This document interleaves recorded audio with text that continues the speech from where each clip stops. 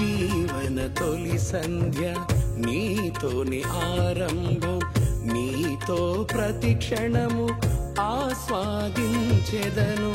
జీవన మలి సంధ్య నీతోని సహవాసం, కలనైన మరువను నీ సాచర్యము. ఆదికాండం 39వ అధ్యాయం. యోసేపు జీవితాన్ని ధ్యానిస్తున్నాం. నేను చదువుతాను, నాతో కలిసి చెప్పడానికి ప్రయత్నం చేయండి. 39వ అధ్యాయం 10వ వచనం. దినదినము ఆమె యోసేపుతో మాట్లాడుచుండెను. ఇక నా వైపు చూడండి, ఇంకేం చూడొద్దు, నా వైపు చూడండి, పర్వాలేదు. ఈరోజు మనం వినబోయే వర్తమానం యొక్క అంశం ఏంటంటే, దినదినము నా జీవితం యేసుతోనే. ఆమేన్. క్రైస్తవ జీవితం అనేది ఏదో వారానికి ఒక్కరోజు దేవుని కొరకు బ్రతికే భక్తి జీవితం కాదు. సంవత్సరంలో ఒక 40 రోజులో, లేదు వారంలో ప్రత్యేకమైన ఒక రోజు దేవునితో బ్రతికి తతిమా జీవితం అంతా లోకంతో ఉండే జీవితం కాదు. యేసుతో ప్రతి క్రైస్తవుడు దినదినం అనుక్షణం ఆయనతో బ్రతకటానికి ఆరాటపడాలి. మనం దినదినం దేవునితో బ్రతకాలని మనం ఆశపడతా ఉంటే, అదే సమయంలో మన విరోధి ఒకడున్నాడు. ఎవరాడు? మన మేనమామ. ఎవడాడు? సైతాన్గాడు. సైతాన్గాడు ఉన్నాడు, చూసారా? వాడు కూడా దినదినము ఎక్కడ నువ్వు దొరుకుతావా, ఎట్లా నిన్ను పడేద్దాం, ఎట్లా నిన్ను లోకంలోకి నెట్టేద్దాం అని వాడు దినదినము మనల్ని వెతుకుతూ ఉంటాడు. ఇక్కడ యోసేపు జీవితాన్ని గురించి మనం ధ్యానిస్తే, యోసేపును పాపంలో పడేయటానికి పోతీఫర్ భార్య అప్పుడప్పుడు మాట్లాడుతూ ఉంది అని రాసిందా? దినదినము మాట్లాడుచుండెను అని రాసిందా? సౌండ్ పెంచాలా? అది అప్పుడప్పుడు శోధిస్తూ ఉన్నది అని రాసిందా? దినదినము శోధిస్తుంది అని రాసిందా? నా ప్రభు బిడ్డలారా, భక్తి జీవితంలో ఒక రహస్యం ఏంటంటే, నీ విరోధి అయిన సాతాను ఎక్కడ నువ్వు దొరుకుతావని అనుదినం, ఇంకా చెప్పాలంటే అనుక్షణం వాడు మనల్ని వెంటాడుతూ వస్తాడు. ఈరోజు దొరకలేదా, పట్టు వదిలిపెట్టడం, రేపు పట్టుకుందామని చూస్తాడు. రేపు దొరకలేదా, తర్వాత రోజు పట్టుకుందామని చూస్తాడు. ఎప్పటి వరకు తెలుసా? Up to your last breath. నీ ప్రాణం విడిచే ఆఖరి క్షణం వరకు ఎక్కడ దొరుకుతావని ప్రతి క్షణం వాడు వెతుకుతూనే ఉంటాడు. అందుకని బైబిల్లో ఒక చక్కటి మాట, మీరందరూ ఎరిగిన మాట, ఓ చక్కటి మాట రాసి ఉంటుంది.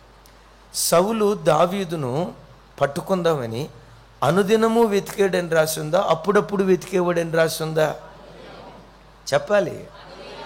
సాతాను అంటే సౌలు, ఇక్కడ సాతానుకు సాదృశ్యం. సాతానుగా పిలువబడుతున్న సౌలును పట్టుకోవటానికి అప్పుడప్పుడు వెతికేవాడు కాదు, అనుదినము వెతికేటువంటి వాడట. సాతాను ఎప్పుడు కూడా మన క్రైస్తవ ప్రపంచంలో చాలామందికి ఉండే ఒక మూఢనమ్మకం ఏంటంటే, సైతాను గాడు మామూలు రోజుల్లో బలంగా పనిచేసిన దానికంటే అమావాస్య రోజు ఇంకెక్కువ బలంగా పనిచేస్తాడంట. ఎప్పుడు? అందుకని మన క్రైస్తవులు చాలామంది అమావాస్య ప్రార్థనలు పెడతారు. ఏ ప్రార్థన? ఎందుకయ్యా అమావాస్య ప్రార్థనలు పెడతా ఉంటే, అమావాస్య రోజు సైతాను గాడు పనిచేస్తూ ఉంటాడని. అంటే తతిమ రోజులు రెస్ట్ తీసుకుంటాడు వాడు. 365 days 24/7 24 hours వాడు ఫుల్ టైం వర్కర్ అండి. వాడు పార్ట్ టైం వర్కర్ కాదు సుమి. విన్నారు నా మాట? చాలామంది క్రైస్తవులకు ఉండే అభిప్రాయం ఏంటంటే, అమావాస్య వచ్చిందంటే, అన్నయ్య అమావాస్య వచ్చిందంటే మా ఇంట్లో ఏదో ఒక కీడు జరిగిద్ది అన్నయ్య. అమావాస్యకి ఇంట్లో కీడు జరగటానికి సంబంధం ఏంటంటే, వెంటనే చెప్పే మాట, అమావాస్య ఇప్పుడు సైతాను గాడు ఇంకెక్కువ బలంగా పనిచేస్తాడు కదా, వాడు అమావాస్య రోజు కాదు అనుదినము నిన్ను నన్ను పట్టుకోవాలని వాడు ప్రయత్నం చేస్తాడు. ఎట్లా ప్రయత్నం చేస్తాడో ఒక ఖరీదైన మాట మీ గుండెల్లో రాసుకొని, మరలా ఈ మాట చెప్తాను, ఈ మాట మీ గుండెల్లో రాసుకొని, బలాఢ్యుడిగా పిలువబడిన సూర్యుడు అని పేరు వహించిన ఒక వ్యక్తి ఉన్నాడు. సింహాన్ని మేకపిల్ల చీల్చినట్లుగా చీల్చాడు. గాడిద దవడ ఎముకతో 1000 మంది ఫిలిష్తీయులను ఒంటి చేత్తో చంపాడు. ఎవరైనా ఆ సంసోను జీవితంలో ఒక్క మాట మీకు గుర్తుకు తెస్తారు. చూడండి, న్యాయాధిపతుల గ్రంథం అందరూ చూడండి, విచిత్రమైన మాట. 16 న్యాయాధిపతుల గ్రంథం 16 నేను చదువుతాను. ఆమె అప్పుడప్పుడు మాటల చేత అతన్ని బాధించి, అది అందుకనే నేను అట్లా చదివింది. ఏం చేసేదట? మరలా ఆమె అనుదినము మాటల చేత అతన్ని బాధించి తొందర పెట్టుచున్నందున అతడు ప్రాణము విసిగి చావగోరెను. ఎప్పుడెప్పుడు అతని ప్రాణాన్ని విసిగించిందట? ఎప్పుడెప్పుడు దెలీలా సంసోన్ను శోధించిందట? వ్రాయబడిన మాట ఏంటంటే అనుదినము. యవన తమ్ముళ్ళారా, నువ్వు కాలేజీలో దొరుకుతావేమో వెతుకుతాడు సైతాన్. కాలేజీలో దొరకపోతే ఇంట్లో దొరుకుతావేమో వెతుకుతాడు. ఇంట్లో చుట్టూతో అమ్మా నాన్నలు ఉండటాన్ని బట్టి నువ్వు భక్తిగా బ్రతికొండొచ్చు. అమ్మా నాన్నలు బయటికి వెళ్ళిన తర్వాత వీడు ఒంటరిగా దొరికాడు, వీడిని శోధించాల. ఏ ఫోర్నోగ్రఫీ దగ్గర, ఏ అశ్లీలమైన బూతు బొమ్మ దగ్గర, ఏ సినిమా దగ్గర ఎక్కడో ఒక చోట వీడిని పట్టుకోవాలని 10 మందిలో ఉన్నప్పుడు ప్రయత్నం చేస్తాడు, దొరకలా. కాలేజీలో ఉన్నప్పుడు ప్రయత్నం చేశాడు, దొరకలా. ఏకాంతంగా నువ్వు ఒంటరిగా ఇంట్లో ఉన్నప్పుడు అప్పుడు ప్రయత్నం చేస్తాడు. అల్టిమేట్గా వాడి టార్గెట్ ఏంటో తెలుసా? ఏ విధం చేతనైనా నిన్ను బందీగా మార్చాలి అని. సంసోను జీవితంలో దెలీలా ఏం చేసిందట? అనుదినము అతని ప్రాణాన్ని విసిగించేటట్లుగా ప్రయత్నం చేసి. ఎట్లా విసిగించింది? సంసోను రావటంతో. ఎందుకో మనకు అంతగా తెలియదు కానీ సంసోను గారికి దెలీలం అంటే మహా పిచ్చి ప్రేమ, అపర ప్రేమికుడు. ఎందుకంత ప్రేమించాడో తెలియదు. ఇప్పుడు ప్రేమికురాల దగ్గరకు వచ్చినప్పుడు సహజంగా ఏ ప్రేమికురాలైనా ప్రేమికుడు రావటంతో బూస్ట్ తాగుతావా, హార్లిక్స్ తాగుతావా, ఏం తింటావా అని రుచికరమైన ఆహార పదార్థాలు వండి పెట్టింది. కానీ ఈ ప్రేమికురాలు ఏం చేసిందో తెలుసా? సంసోనా చెప్పాలి, సంసోనా నీ బలం ఎక్కడా? సంసోనా నీ బలం ఎక్కడా? నా ప్రభు బిడ్డలారా, శత్రువైన సాతాను ఎప్పుడు నీ బలమేంటో తెలుసుకోవాలని ప్రయత్నం చేస్తాడు. భక్తి జీవితంలో నీ బలం మీద వాడు దాడి చేయాలని ప్రయత్నం చేస్తాడు. యేసు ప్రభు వారు ఒక చోట ఒక మాట మాట్లాడుతూ, ఒకడు ఒక ఇంటిలో ఉన్న సామాగ్రి దోచుకోవటానికి వచ్చినప్పుడు దోచుకొనకు ముందు ఆ ఇంటిలో ఎవరు బలవంతులో ఆ బలవంతుణ్ణి బంధిస్తాడు అని యేసు ప్రభు వారు చెప్పారు. ఈ మాటను 2 కోణాల్లో చెప్తాను. ఒక ఇల్లు ఉంది, సైతాన్ ఆ ఇంట్లో దాడి చేసేటప్పుడు ఆ ఇంట్లో మొట్టమొదటి ఎవరి మీద దాడి చేస్తాడో తెలుసా? ఆ ఇంట్లో ఎవరు మంచి ప్రార్థనా పరురాలిగా ఉంటారో ప్రార్థనా పరురాలైన ఆ తల్లి మీదే సైతాన్ దాడి చేస్తాడు. ఎందుకో చెప్పమంటారా? కుటుంబం కొరకు రేయింబవళ్ళు కన్నీళ్లు గార్చి ఆ తల్లే అనారోగ్యంతో మంచం మీద పడిపోతే ఇక ఆ ఇంటి కొరకు ప్రార్థన చేసేది ఎవరు? ఆ ఇంటి కొరకు కన్నీళ్లు గార్చేది ఎవరు? ఆ పిల్లల కొరకు దేవుని సన్నిధిలో రోధించేది ఎవరు? ఆ సంఘక్షేమం కొరకు అంగలారుస్తూ ప్రార్థించేది ఎవరు? సాతాను వెతుకుతూ సంఘములో ఎవరు బలవంతులో, కుటుంబంలో ఎవరు బలవంతులో, ప్రార్థనా జీవితంలో ఎవరు బలవంతులో, పరిశుద్ధతలో ఎవరు బలవంతులో, సంఘంలో ఎవరు బలవంతులో, ఆ బలవంతుల మీదే సాతాను దాడి చేయాలని ప్రయత్నం చేస్తాడు. సెకండ్ వేవ్ కరోనా ఉంది కదా, ఎక్కువ కుటుంబాల్లో విన్న సంగతి ఏంటో తెలుసా? సెకండ్ వేవ్ కరోనాట కుటుంబంలో ఎవరు ఆ కుటుంబానికి ఆశ్రయంగా ఉన్నారో ఆ కుటుంబం అంతా ఎవరి ద్వారా జీవనాన్ని పొందుకుంటుందో వాళ్ళ మీదే సాతాను దాడి చేశాడట. శత్రువు యొక్క పన్నాగం ఎప్పుడు? తమ్ముడు, నీ బలమేంటో వాడు పసిగడతాడు. జాగ్రత్త. దేన్ని పసిగడతాడు?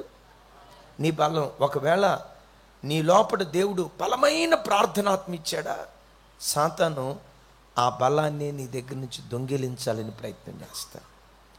ఒకవేళ దేవుడు నిన్ను ప్రేమించి యవ్వన కాలంలోనే పరిశుద్ధంగా బ్రతికే జీవితాన్ని ఒక వరంగా దేవుడు నీకు ఇచ్చాడా? ఎస్, నీ నిండు యవ్వన కాలంలో నా చూపులతో కూడా నా జీవితంలో నేను పాపం చేయకూడదయ్యా, నా ఆలోచనలతో కూడా నేను పాపం చేయకూడదయ్యా అని ఒక పరిశుద్ధమైన జీవితం, అది ఒక బలంగా నీకు ఆస్తిగా దేవుడు అనుగ్రహించాడా? సైతాన్ ఏం చేస్తాడో తెలుసా? ఆ బలమైన పరిశుద్ధ జీవితంలో నేను తప్పిపోయేటట్లుగా వాడు అనుక్షణం అనుక్షణం అనుక్షణం, అప్పుడప్పుడు కాదు సుమి, ఏమన్నాను పెద్దగా చెప్పాలి, అమావాస్య రోజు వచ్చి దాడి చేసేవాడు కాదు, ఏదో పండగ రోజు పబ్బం రోజు ఏదో అప్పుడప్పుడు వచ్చి దాడి చేసేవాడు కాదు. వీడెవడో తెలుసా? 24 గంటలు ఎక్కడ దొరుకుతావని విరోధి గొప్పవాది గర్జించు సింహం వలె వాడు తిరుగుతూ ఉంటాడు. వాడు అనుదినము తిరిగేటప్పుడు మనం అనుదినము చేయాల్సిన 3 శ్రేష్టమైన కార్యాలు, ఇవి నీవు చేయగలిగితే సాతాను తల చితకదొక్కబడుతుంది. సాతాను మీద విజయవీరుడిగా నువ్వు బ్రతుకున్నట్లుగా దేవుడు నీ పట్ల కార్యం చెయ్యునుగాక. మొట్టమొదట మనం చేయాల్సిన పని, అపోస్తలుడైన పౌలు గారు అంటారు కదా, నేను దినదినము, పెద్దగా చెప్పాలి. ఇప్పుడు దెలీలా సంసోన్ను అప్పుడప్పుడు శోధించిందా, అనుదినము శోధించిందా? యోసేఫ్ను పోతీఫర్ భార్య దినదినము శోధించిందా, అప్పుడప్పుడు శోధించిందా? దినదినము వాడు శోధిస్తాడు గనక దినదినము మనం ఏం కావాలో తెలుసా? పౌలు గారు అంటాడు, దినదినము నేను చనిపోవుచున్నాను అంటాడు. ఏమంటున్నాడమ్మా? పెద్దగా పెద్దగా. మనిషి జీవితంలో ఎన్నిసార్లు చనిపోతాడండి చెప్పాలా? మనిషి జీవితంలో ఎన్నిసార్లు చనిపోతాడు తమ్ముడు కదా? మరి పౌలు గారు ఏమంటాడు? ఒకవేళ ఆ మాట ఎక్కడుందో కన్ఫ్యూషన్గా మీకు ఉంటే కొరింథీయులకు రాసిన మొదటి పత్రిక 15వ అధ్యాయం 31వ వచనం చదవండి ఎవరైనా.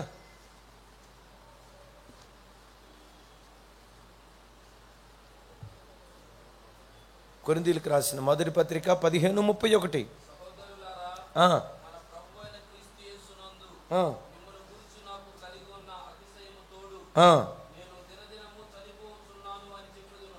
అందరం చెప్తాం, నేను దినదినము, అందరూ చెప్పాలి, నేను దినదినము చనిపోవచ్చున్నాను. ఏమవుతున్నాడట? నేనంట సహజంగా మనిషికి శరీర సంబంధమైన మరణం వచ్చేది జీవితం అంతట్లో ఒకేసారి. కానీ ఒకడు ప్రభు కొరకు బ్రతకాలంటే దినదినము చచ్చేవాడై ఉండాలి. ఎట్లా చూడండి, నిన్నటి దినాన నీ మనసులో ఒక తప్పుడు ఆలోచన వచ్చింది అనుకో. ఆ ఆలోచన రావటంతో ఏం చేసావు? యేసు రక్తమే చేయం ప్రభా, ఒక నిష్కలంకుడుగా బ్రతకాలి. వద్దయ్యా, నో, ఇది నా మనసులోకి రాకూడదు. ఒక నిర్దోషమైన జీవితం నీ కొరకు నేను జీవించాలి. ప్రార్థన చేసి నీ మనస్సులో బయలుదేరిన ఆ తప్పుడు ఆలోచన వాక్యం చేత, యేసయ్య రక్తం చేత, దేవుని ఆత్మ ద్వారా దాన్ని చంపేశావు. నిన్న చంపింది చచ్చిన స్థితిలోనే ఉంటుందా? నిన్న చంపింది ఈరోజు మరలా జీవాన్ని పోసుకుంటుంది. అమ్మా అవునా కదా? ఈరోజు మరలా జీవాన్ని పోసుకుంటుంది. నీవే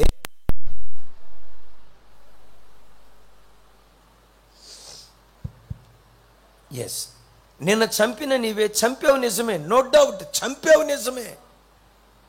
కానీ నువ్వు చంపింది చచ్చిన స్థితిలోనే ఉండదు, అది రేపు మరలా జీవాన్ని పోసుకుంటుంది.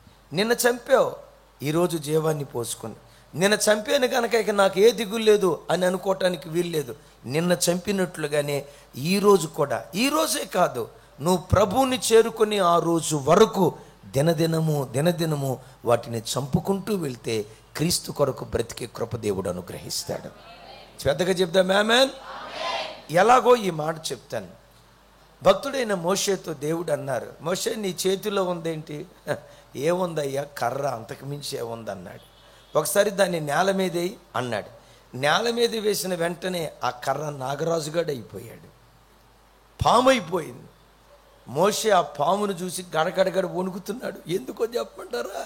అరే, ఎంతకాలం నా చేతిలో పట్టుకుంది, పెద్దగా నా చేతితో పట్టుకుంది, ఎంతకాలం పావును పట్టుకున్నాను, ఆ పావు నా చేతిలో ఉందని ఆ కర్రను చూసి మోషే ఆశ్చర్యపోయాడు. వెంటనే దేవుడు అన్నాడు, మోషే దాన్ని తోక పట్టుకో, పైకి లేపు అన్నాడు. తోక పట్టుకొని పైకి లేపాడు. తోక ఎటు వెళ్ళింది? ఇప్పుడు పైకి వెళ్ళింది. తోక ఎటు వెళ్ళింది? తల ఎటు వచ్చింది?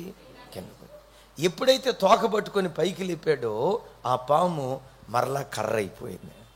అనుకున్నాడు మోషే, అబ్బా అల్లా వద్దిన అద్భుత దీపంలాగా సూపర్గా ఉందే ఇదే అని అనుకున్నాడు. మోషే అన్నాడు, ఈ కర్ర తీసుకొని ఇక సాగిపో. మోషే రోజు ఏం చేస్తున్నాడో తెలుసా? తోక పైకి, తల కిందకి ఆ కర్ర తీసుకొని ఇలా నడుచుకుంటూ వెళ్తున్నాడు. చెప్పండి. తల తీసుకొని ఆ కర్ర తీసుకొని ఎలా నడుచుకుంటా వెళ్తున్నాడు. ఈ కర్రను నేల మీద ఎట్లా కొట్టుకుంటా, సహజంగా వెళ్ళేటప్పుడు ఇట్లా అంటే ఏం జరుగుతుందో తెలుసా? మోషే దినదినము దాని తలను చెత్తగొడుతూ ఉన్నాడు. ఆ మోషేను ఐగుప్తు దేశాన్ని తల్లకిందులు చేసే ఒక అద్భుతమైన ప్రవక్తగా దేవుడు మార్చాడు. గట్టిగా చెప్దాం ఆమేన్. నా ప్రభు బిడ్డలారా, ప్రతిరోజు సాతాను తలంపులు, సాతాను ఆలోచనలు, సాతాను ప్రణాళికలు ఏ రోజుకు ఆ రోజు ఏ సునాములు నువ్వు చితకదొక్కుదువుగాక. అలా ప్రభు కొరకు నువ్వు బ్రతికితే నీ మీద దేవునికి ఉన్న ప్రణాళిక ఏంటో తెలుసా? మోషే ద్వారా ఐగుప్తు దేశాన్ని తలకిందులు చేసినట్లుగా నువ్వు బ్రతికే చోట ఆ ప్రాంతమంతా ప్రభు తలకిందులు చేసి ప్రభు తన తట్టు నువ్వు బ్రతుకుతున్న ప్రాంతాన్ని త్రిప్పుకొనును గాక. అందుకని యేసయ్య ఒక మాట అంటారు, ఎవడైనా నన్ను వెంబడింపగోరిన యొడల తన సిలువనెత్తుకొని ప్రతి దినము నన్ను వెంబడించేవాడే నా శిష్యుడు అవుతాడు అంటాడు. సిలువనెత్తుకోవటం అంటే మెడలో సిలువను ధరించడం కాదు, సిలువ ఉండాల్సింది మన హృదయంలో. అలాగని మెడ మీద సిలువ పెట్టుకోకూడదు అని కాదు నేను అనే మాట. దానికి మించి ఏంటో తెలుసా? సిలువ మరణానికి గుర్తు. Praise the lord. సిలువ చెప్పండి దేనికి గుర్తు? ఆ సిలువనెత్తుకొని వెంబడించనంటే, ప్రభా లోకపు ఆశల విషయంలో నేను చచ్చిపోయా, నేత్రాశ విషయంలో చచ్చిపోయా, సుఖభోగాల విషయంలో చచ్చిపోయా, ఈ పాప సంబంధమైన కోరికల విషయంలో నేను చచ్చిపోయా, లోకం విషయమై చనిపోయి క్రీస్తు కొరకు మాత్రమే నేను బ్రతుకుతున్నానని ఎప్పుడు నీవు సిలువకు అప్పగించుకుంటే నీ జీవితంలో సాతానుగాడి ఆలోచనలు చచ్చిపోతాయి.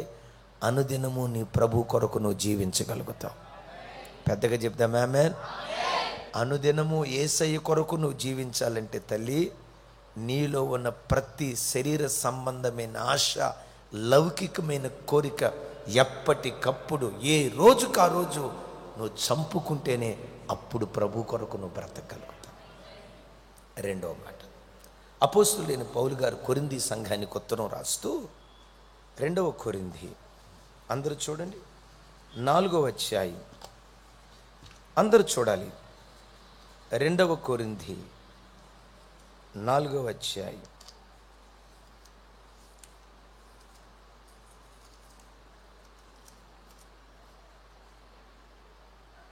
16వ వచనం నాతో కలిసి చెప్పండి. కావున మేము అధైర్యపడము, మా బాహ్య పురుషుడు కృషించుచున్నను, ఆంతర్య పురుషుడు అప్పుడప్పుడు నూతనపరచబడుచున్నాడు.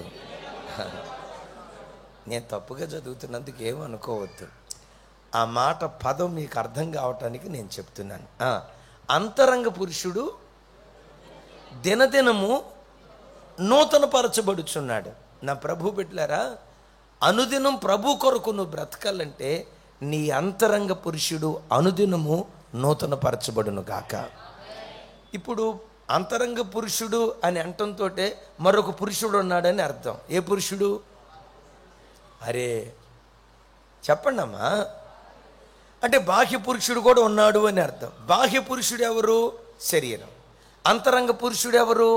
మన ఆత్మ. అయితే దేవుడు ఇక్కడ ఏమంటాడు తెలుసా? నీ అంతరంగ పురుషుడు అనుదినము నూతనపరచబడాలి. ఎప్పుడెప్పుడు? అనుదినము నూతనపరచబడాలి. ఇప్పుడు ఒక మాట, ఈ బాహ్య పురుషుడు నూతన పరచబడాలంటే, అంటే ఎప్పుడు ఫ్రెష్గా ఉండాలంటే ఏం చేయాలి చెప్పండి?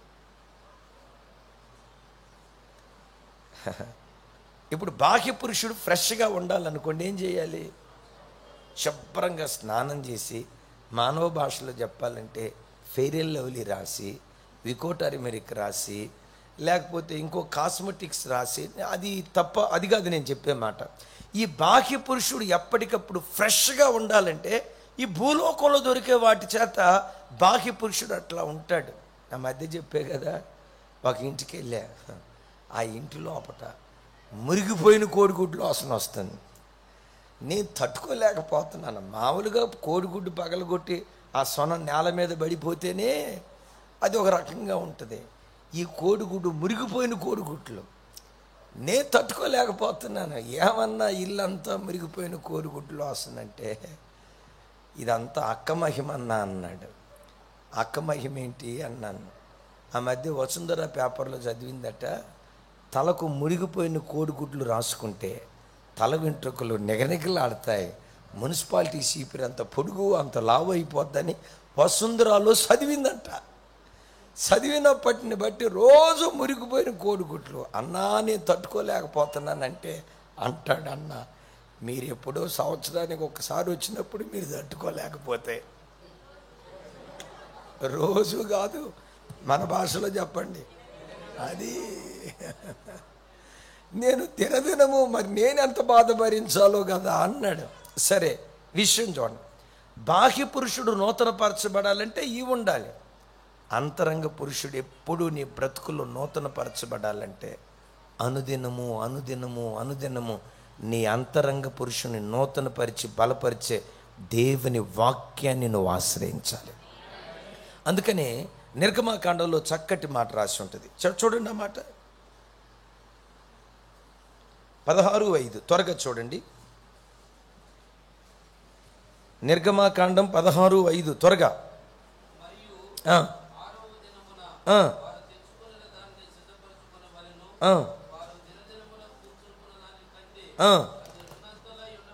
చప్పట్లు కొడుతూ స్తోత్రాలు చెప్దాం. ఆమేన్. నా వైపు చూడండి. ఆకాశం నుంచి మన్నా కురిసేది. ఈ మన్నా వారానికి ఒకరోజు సమకూర్చుకునే వాళ్ళ, దినదినాను వారానికి ఒకసారి సమకూర్చుకునే వాళ్ళ, దినదినము సమకూర్చుకునే వాళ్ళ.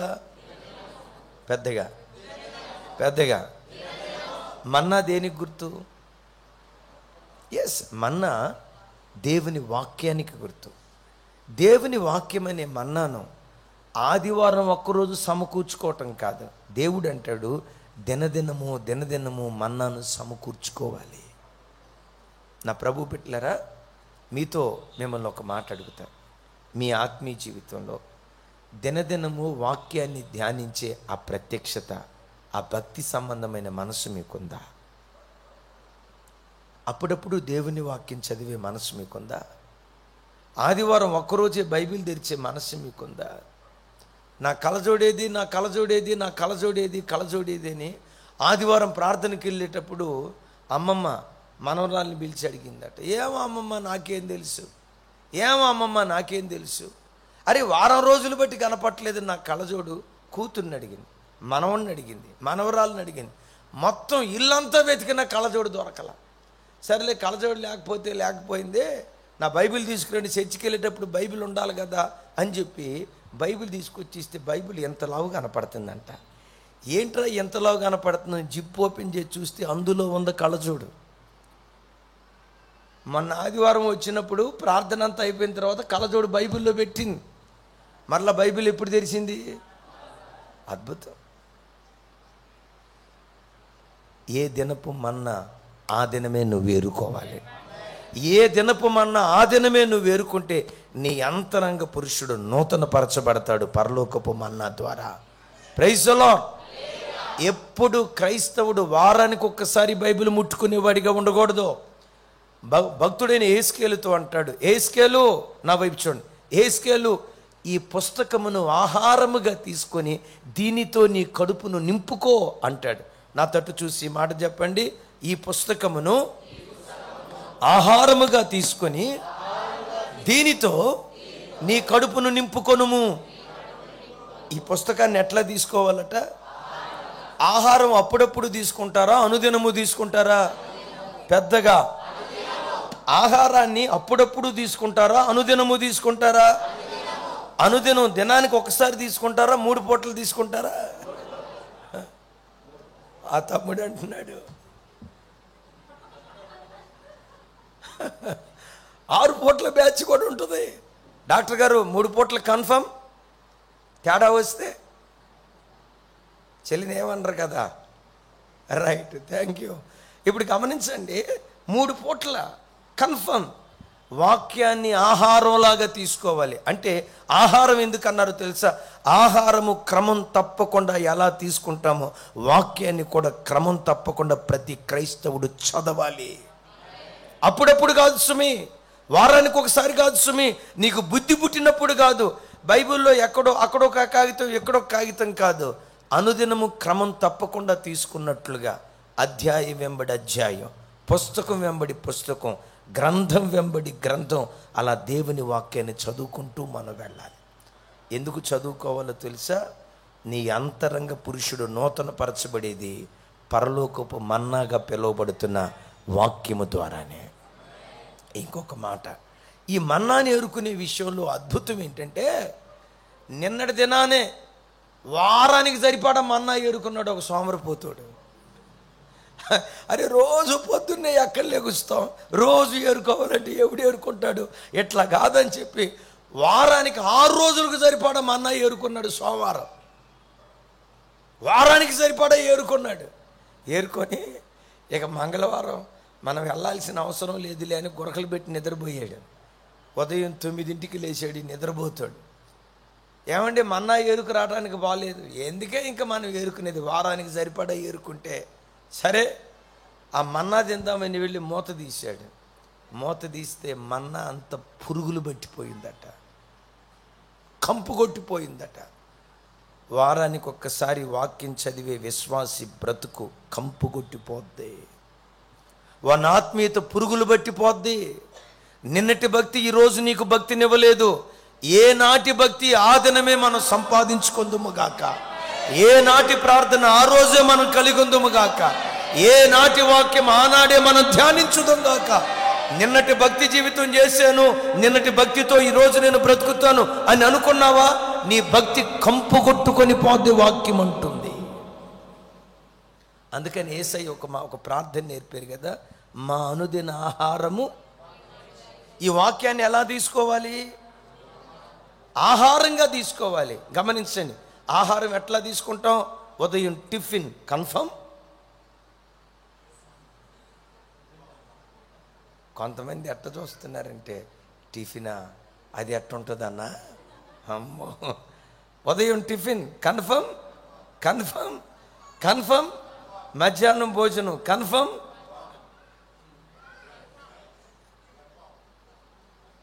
ఏదైనా తేడా వస్తే ఒక ఆయన అంటాడు, అన్నయ్య పొద్దున్నే టిఫిన్ చేయకపోతే కళ్ళు తిరిగిపోతుంది అన్నయ్య.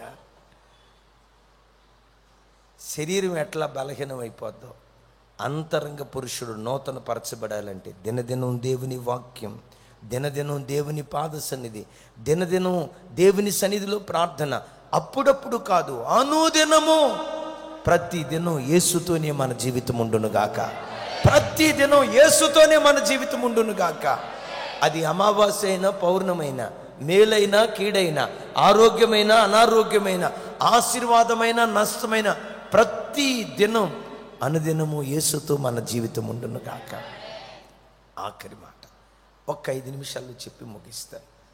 ప్రభు బిడ్డలారా, అనుదినము బైబిల్లో ఒక వ్యక్తిని గూర్చి చక్కటి మాట రాసి ఉంటుంది. చూడండి ఆ మాట.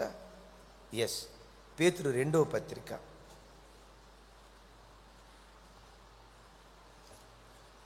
పేతురు 2వ పత్రిక 2వ అధ్యాయం 8వ వచనం, బహు అద్భుతమైన మాట చూడండి.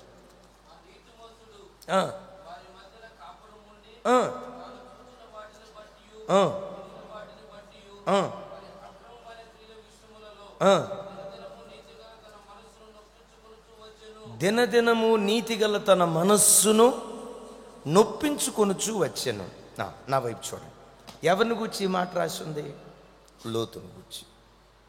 లోతు అబ్రహాముని విడిచిపెట్టి ఎక్కడ కాపురం ఉన్నాడు? సొదొమలో కాపురం ఉన్నాడు. సొదొమ పట్టణం ఎలాంటిది, ఎంత భయంకరమైనది అంటే, సొదొమ ప్రాంతానికి దేవదూతలు వస్తే మిమ్మల్ని ఒక మాట అడుగుతా, దేవదూతలు స్త్రీ రూపంలో ఉంటారా, పురుష రూపంలో ఉంటారా? అయ్యో, దేవదూతల రూపం పురుషుల రూపమా, స్త్రీ రూపమా? దేవదూతలను గూర్చి వాక్యం వాడేటప్పుడు ఆమె అని రాసి ఉందా, అతడు అని రాసి ఉందా? ఏమ్మా చెప్పరా తల్లి? అతడు అని రాసి ఉంటుంది. ఎస్, దేవదూతలు పురుషుల రూపం. ఎస్, పురుషులు. ఇప్పుడు పురుషులుగా పిలువబడుతున్న ఇద్దరు దేవదూతలు ఎవరింటికి వచ్చారు? లోతింటికి వచ్చారు. సొదొమ గొమొర్రా ఎంత చెడిపోయిన పట్టణం అంటే, ఆ దేవదూతలతో పాపం చేయటానికి సొదొమలో ఉన్న చిన్న పిల్లలు మొదలుకొని, పెద్దగా చెప్పాలి, పెద్దవారి వరకు కాదు, వృద్ధుల వరకు, చిన్నవారు మొదలుకొని వృద్ధుల వరకు పురుషులతో పాపం చేయటానికి పురుషులు వచ్చారు. నా ప్రభు బిడ్డలారా, ఒకప్పుడు సొదొమ గొమొర్రాలో ఏది జరిగిందో ప్రస్తుతం ప్రపంచ దేశాల్లో అదే జరుగుతుంది. ఆ మధ్య తమిళనాడు రాష్ట్రంలో, అక్కడి దాకా ఎందుకండి, మన ఆంధ్ర ప్రాంతంలో ఇద్దరు పురుషులు టీచర్లు పెళ్లి చేసుకున్నారంట. అబ్బాయి వాళ్ళు ఏం చదువులేని వాళ్ళు కాదు, టీచర్లు. స్త్రీలు స్త్రీలతో, పురుషులు పురుషులతో అంటాడు రోమపత్రికలో, అవాంఛనీయమైన హేయమైన కార్యక్రమాలు జరిగిస్తూ ఉన్నారు. ఎంత బాధాకరమైన సంగతో చూడండి. చిన్నపిల్లలు సహా వాళ్ళతో పాపం చేయటానికి వచ్చారు. సరే, యవనస్తులు వచ్చారు అంటే విచిత్రం చూడండి, చిన్నపిల్లలు మొదలుకొని వృద్ధుల వరకు. నేను అక్కడ కొడుకు వచ్చి ఉంటాడు, తండ్రి వచ్చి ఉంటాడు, మనవడు వచ్చి ఉంటాడు, వాళ్ళకు వావి వరసలు లేవు. ఆ మధ్య ఒక ఆయన అడిగారు, బ్రాందీ షాపులో, వైన్ షాపుల్లో చీకటి ఉంటుందా, వెలుగు ఉంటుందా? ఎందుకు? సినిమా హాల్లో చీకటి ఉంటుందా, వెలుగు ఉంటుందా? పెద్దగా చెప్పాలా? సినిమా హాల్లో చీకటి ఉంటుందా, వెలుగు ఉంటుందా? బ్రాందీ షాపులో వెలుగు ఉంటుందా, చీకటి ఉంటుందా? మీకెట్టా తెలుసు?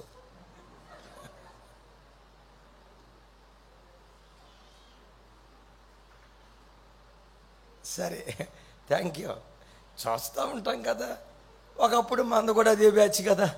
ఆ చీకటిలో నుంచి ఆశ్చర్యకరమైన వెలుగులోనికి దేవుడు తీసుకొచ్చాడు. యేసయ్యకు మహిమ కలుగును గాక. మిమ్మల్ని అడుగుతా, ఎందుకు చీకటి ఉంటుంది అక్కడ? ఒకళ్ళు కనపడితే వచ్చిన నష్టం ఏంటి? ఎందుకో చెప్పమంటారా? ఆ బ్రాందీ షాపుకి మామ వచ్చి ఉంటాడు, అల్లుడు వచ్చి ఉంటాడు, కొడుకు వచ్చి ఉంటాడు, తండ్రి వచ్చి ఉంటాడు. ఆ సినిమా హాల్కి భార్య వచ్చి ఉంటుంది, భర్త వచ్చి ఉంటుంది, కూతురు వచ్చి ఉంటుంది, తల్లి వచ్చి ఉంటుంది. ఎవరితో వచ్చిందో దేవునికే తెలుసు. ఇప్పుడు మొఖాలు కనపడకూడదు కదా. మీరు ఎక్కడైనా చూడండి, ఈ అపవిత్రమైన కార్యాలు జరిగే ప్రతి స్థలం చీకటితోనూ నిండుకుంటుంది. మందిరాలు చూడండి, దేదీప్యమానమైన వెలుగుతో నిండుకుంటాయి. కారణం ఏంటో తెలుసా? ఇది మహిమ కలిగిన స్థలం. చప్పలు కొడితే యేసయ్యకు స్తోత్రాలు చెప్తారు. ఈ మాట బాగా పట్టుకోండి. ఎంత హేయమైన కార్యక్రమాలు తన కళ్ళ ఎదుట జరుగుతున్నాయి. లోతును గురించి ఏమని రాసిందో తెలుసా? తను విన్న వాటిని బట్టి, తను చూసిన వాటిని బట్టి నీతి కలిగిన తన మనస్సును దినదినము నొప్పించుకుంటూ వచ్చాను. దారిని వెళ్తా ఉన్నాం. చూడు, ఒక సోప్ అడ్వర్టైజ్మెంట్ కోసం సోపు ఫోటో పెడతారా? ఒక అందమైన అమ్మాయిని అక్కడ పెట్టి ఆ అమ్మాయి కూడా నిండు బట్టలతో ఉన్నట్లు పక్కన సోప్ పెడతారా? నేకెడ్గా హాఫ్ బట్టలు వేసుకొని కనపడుతుందా? అది చూడటంతో ఆ ఫోటో వైపు చూసి అట్లా నీ మనస్సు నీతి కలిగిందైతే, దేవా లోకం ఏంటి ప్రభా ఎట్లా పాడైపోయింది. ఒక ఆడబిడ్డ శరీరాన్ని వ్యాపార వస్తువుగా వాడుకుంటున్నారా? వాళ్ళ మనోనేత్రాలు వెలిగించాయా? ఇలా దేహాన్ని 10 మందికి చూపించి వ్యాపారం చేసే ఆ తల్లులను మార్చయ్యా. నీ మనస్సు నీతి కలిగిందైతే నీవు చూసిన వాటిని బట్టి మనసులో నొచ్చుకుంటావు. ఎప్పుడైనా పొరపాటున నువ్వు ఫోన్ చూస్తా ఉన్నావు, యూట్యూబ్లో వాక్యం విందామని చూస్తా ఉన్నావు, ఏదో ఒక రాకూడని అశ్లీలమైన బొమ్మ క్లిక్ క్లిక్ క్లిక్ అని వస్తుంది. ఒకసారి చూస్తే బాగుండు అని అనిపించదు. నీ మనసు నీతి కలిగిందైతే, నీ మనసు నీతి కలిగిందైతే, ప్రభా ఈ ఆడబిడ్డలు శరీరాన్ని నమ్ముకొని ఎందుకయ్యా ఈ వృత్తిలో దిగుతున్నారు, వాళ్ళను మార్చయ్యా. ఈ నీతి లేని కార్యక్రమాలు వాళ్ళు చేయకుండా వాళ్ళ మనస్సును చెరపట్టయ్యా. నీ మనస్సాక్షి నీతి కలిగిన మనస్సాక్షి అయితే నీవు విన్న వాటిని బట్టి, నీవు చూసిన వాటిని బట్టి మనస్సులో నొచ్చుకుంటూ వాళ్ళ కొరకు ప్రార్థన చేస్తాం. Praise the lord. అయితే ఒక మాట ఇక్కడ లోతు, నేనంట చూసిన వాటిని బట్టి విన్న వాటిని బట్టి మనస్సాక్షి నొచ్చుకుంటూ అక్కడ బ్రతికే కంటే ఆ స్థలాన్ని విడిచిపెట్టి వెళ్ళిపోవచ్చుగా. యోసేపు అక్కడ జరుగుతున్న వాటిని చూసి మనసులో నొచ్చుకుంటా అక్కడే ఉన్నాడా? ఒకనొక సందర్భంలో ఆ స్థలాన్ని విడిచిపెట్టి పారిపోయాడా? చేద్దాం ఆమేన్. నా ప్రభు బిడ్డలారా, ఏ పురుషుడైనా నీ శోధనకు కారణమైతే, నాకు సెల్ఫ్ కంట్రోల్ ఎక్కువ, ఆడు ఎట్లా తేడా శాస్త్రాలు చేసినా నేను మాత్రం ఎట్లాంటి ఓవర్ కాన్ఫిడెన్స్ మాటలు మాట్లాడదు. వీడు నీ శోధనకు కారణం అయ్యాడు అంటే ఫిట్ ఫ్రమ్ దే, ఆ స్థలాన్ని విడిచిపెట్టి వెళ్ళిపో. నీ ఆఫీసులో కానీ ఉద్యోగ స్థలంలో కానీ ఏ స్త్రీ అయినా నేను టెంప్ట్ చేస్తూ ఉంటే నాకు నిగ్రహ శక్తి ఉందని నిరూపించుకోవాలి. బడాయి మాటలు. ఆ స్థలాన్ని విడిచిపెట్టి పారిపో. భక్తిగా నువ్వు బ్రతకటానికి ఏది యోగ్యమైన స్థలమో, నీకు భక్తి జీవితాన్ని ఏ ప్రాంతం ఏ స్థలం ప్రసాదిస్తుందో ఆ స్థలంలో బ్రతకటానికి ఇష్టపడు. వాడు అనుదినము శోధిస్తాడు. అనుదినము నా జీవితం క్రీస్తుతోనే, అనుక్షణము క్రీస్తుతోనే నా జీవితం అని ప్రతి దినం, నేనంట ప్రతి దినం కాదు, ప్రతి క్షణం ప్రతి నిమిషం యేసుతోనే మనం బ్రతుకుదాం గాక. భూమి మీద అలా బ్రతికితే కళ్ళు మూసిన తర్వాత యుగాయుగాలు ఎవరితో బ్రతుకుతాం? యేసయ్యతో బ్రతికే మహా గొప్ప కృప దేవుడు అనుగ్రహించును గాక. ఈ పాపం నాకొద్దు అని యోసేపు పారిపోతే, పారిపోయిన దానికి పర్యవసానంగా చెరసాల వచ్చింది. చెరసాల కొంతకాలమే. చెరసాలలో నుంచి దేవుడు విడిపించి తల్లి సింహాసనం మీద యోసేపును కూర్చోబెట్టాడు. అట్టి గొప్ప కృప మనందరికీ దేవుడు అనుగ్రహించును గాక. ఆఖరిగా మిమ్మల్ని అడుగుతాను, యేసయ్యతో మన జీవితం అప్పుడప్పుడా దినదినమా? సైతానుగాడు అమావాస్య రోజు శోధిస్తాడా? అప్పుడప్పుడు శోధిస్తాడా? అనుదినం శోధిస్తాడా? వాడు అనుదినం శోధిస్తాడు. కాబట్టి మనం అనుదినము సిలువేయబడదామా? అప్పుడప్పుడు సిలువేయబడదామా? సైతానుగాడు తలని ఏం చేయాలా? అలా నువ్వు బ్రతుకు. బలవంతుని చేతిలో బాణంలాగా నిన్ను నీ పిల్లలను నా దేవుడు ఆశీర్వదించును గాక.